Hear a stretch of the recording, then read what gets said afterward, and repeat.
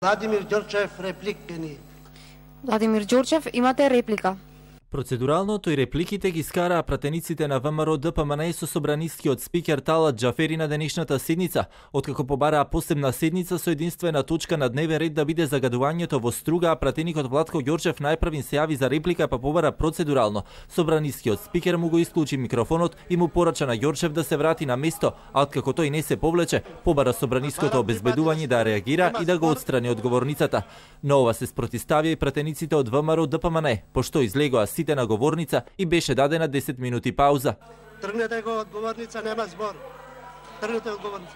Потензично стана откако најпрвин Илија Димовски предложи седница со единствена точка на дневен ред на која треба да се најде загадувањето во Струга, но и побара тоа да биде иницијатива на парламентарното мнозинство со конкретен термин. Но ова пак собранискиот спикер реагираше, укажувајќи дека постои деловник за работа кој не трпи никакви ултиматуми, а расправата со Димовски ја продолжи на албански јазик. Не така.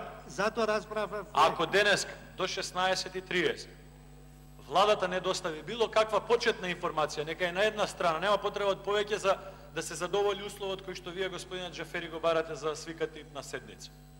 Тоа е два реда хартија е доволно за вашиот услов што го објаснувате, кој што го знаеме сите, тука што сме најмалку еден мандат пратеници, за биде задоволен треба еден лист со два реда напишан. Од ваша страна не е најдобар начин со ултиматум доколку владата, поинаку не може да се објасни барањето доколку не, што ќе се случи.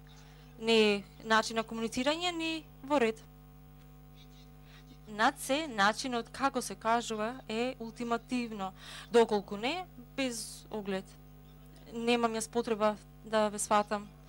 Значи, јас не се обременувам со тоа, но суштината е јавноста како ве сваќа. Точката за изборот на заменици министри и натаму пак е последна на дневен ред и за нив ќе се гласа во четврток.